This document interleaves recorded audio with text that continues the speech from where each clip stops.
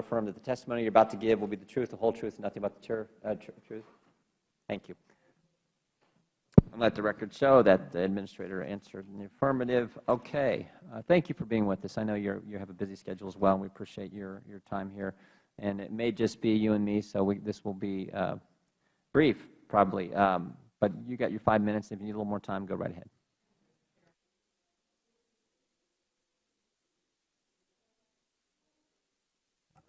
Following the pattern of my colleague David Strickland, I watched him do the same thing. My apologies. Again, Chairman Jordan, thank you for the opportunity to be here today and discuss the FMCSA's efforts to reduce fatigue-related crashes involving trucks through the enhancements of the Federal Hours of Service Rule. The FMCSA is an agency of 1,000 employees overseeing an industry of more than 500,000 carriers and millions of drivers, with a workforce, 80% of which is across the country in the field. We are dedicated to our congressionally mandated mission to save lives by reducing crashes involving large trucks. We achieve this mission through a mix of enforcement strategies, rules, and tools designed to target our efforts on non-compliant carriers and drivers. We also use research and data analysis to improve overall industry safety. And our research shows that fatigue remains a significant factor in truck-related crashes. Many commercial drivers are still not getting enough rest and breaks under the current rule. Last year, 2010, nearly 4,000 people died in crashes involving large trucks. By the Department's estimates, approximately 500 of those would have been related to a fatigued driver.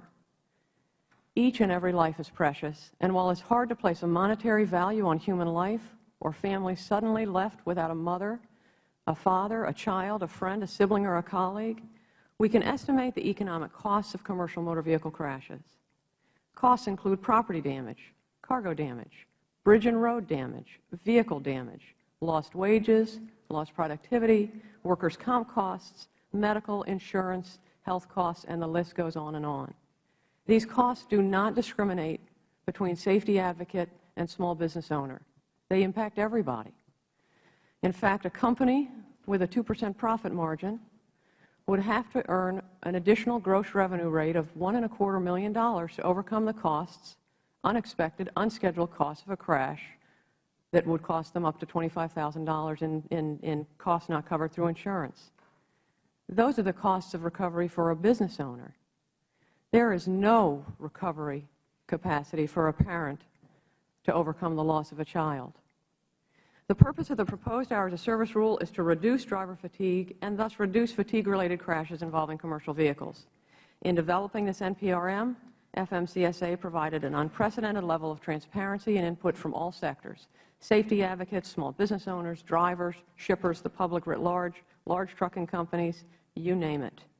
We began by seeking input from our Motor Carrier Safety Advisory Committee, a body was structured under safety law that is made up of representation from law enforcement, from the shipping and trucking industries, from insurance, safety advocacy community, and labor. Using the input from the advisory committee, we set about holding 5 listening sessions across the country. This is before developing the rule, in order to gain as much input as we could in building the rule itself, the proposed rule. So the NPRM that followed relied upon the input we received, an extensive review of fatigue-related scientific literature, crash data, driver health and mortality information, and thorough economic analyses. The NPRM was developed using the principles of President Obama's executive order, which calls for us to use quantitative and qualitative cost-benefit data, public participation, user participation, and a strong exchange of ideas. Because we're still in the NPRM stage, I'm somewhat limited in how detailed I can respond to some of the questions that may be asked. But please rest assured that the final rule will be based on careful consideration of all the input we received, the additional data that were submitted to the docket. The draft final rule is currently under review at the OMB. So again, I just want to reinforce that I speak for all of the FMCSA employees across the country to say we are passionately committed to our congressionally mandated mission to reduce crashes involving trucks and buses.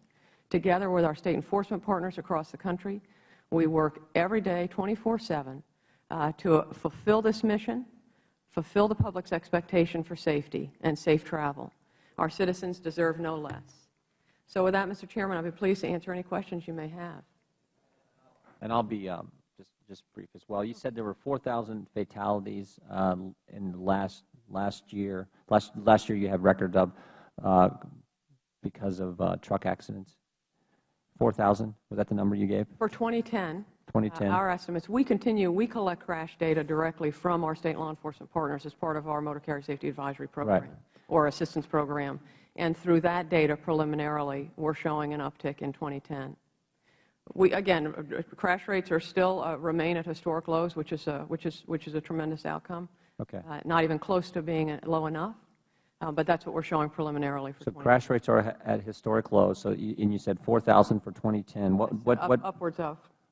What was it in 29? What was it in 1995? Give me some comparison. So 2009, I want to say 3,360 roughly in truck involved fatalities. Okay, that's a definite number. That's not some estimate. That's a definite number. That's our absolute number. And then for 2010, you said it's approximately 4,000, or is there a definite number? I said no, that's not a definite number. That's an estimate, and I said it's approaching 4,000. Okay, so 3,300, the number you gave for 2009 is a definite number. What was the definite number in 10 years ago, 12 years ago, 15 years ago? It was closer in a high 4,000 range. I don't have that specific number, but I'll certainly provide it to the committee. Okay, and then, but the trend has been down, or is it pretty level, or? The trend, and I think you heard some of the prior witnesses indicate, there's been roughly a 30% decline in truck-related fatalities. Okay. We're still upwards of 75,000 injury-related crashes. And what's that number like? Is that number the same? That also has declined, yeah, Okay. which is very positive. And then you had you mentioned 500 related to fatigue. That's, yes. And how did you determine that? It's based on our estimates of fatigue-related crashes, which we feel, by the way, are an underestimate, derived from our large truck crash causation study, which shows approximately 13% of fatal truck crashes attributed to fatigue. Okay.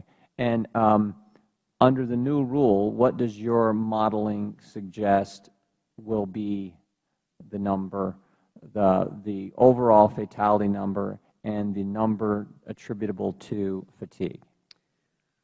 So under this rule, certainly I heard a lot of talk from the prior witnesses. We've got costs, we've got benefits. Without the rule, we've got costs today that we estimate approach $1.4 billion in cost to society as a whole in crashes and driver mortality, as in health. What we propose under this rule, and again, there were two options in the rule we proposed. We identified benefits that include a reduction in deaths directly under the 10-hour option of approximately 49. And under the 11-hour option, I want to say it was about 28. And those are deaths specifically attributed to fatigue-related driving, not all crashes and deaths related to truck crashes. So what you're saying is you go from 500 to what number next year? Well, again, you're presuming next year the rule is in effect. We are still in a proposed rulemaking stage. So in the year in which whatever year it goes into effect. Let's flash forward to a year when the rule is fully in play, and this is a proposed rule under the option where we propose 10 hours of driving time, which was the agency's preferred option. We would see an estimated reduction in deaths of approximately 49. Okay. And under the 11-hour option of 26. And what was the other number? What's your projection suggest on the 3,300 fatality number, overall number? I don't have that. Okay. I don't have that, but we'll certainly follow up if we can project that. Okay. Well, I want to thank you for coming today. We had, I think, a good discussion with our first panel, and because we have no other members here, and I apologize, it's the nature of, as you know, Congress's schedule, that we didn't have more of our members able to ask you questions, but thank you for coming. Well, if I might just in closing real quickly reinforce again, the purpose of this rule is to reduce fatigue-related crashes involving trucks by reducing and setting improved rest breaks and improved likelihood of rest for professional commercial drivers. It is our obligation as a Federal agency to strive towards the safest operating environment possible for commercial vehicles and protect the public. And we feel strongly that the proposed rule has us in that direction. Thank you. Thanks, Mr. Chairman. You bet. Thank you. And we're adjourned.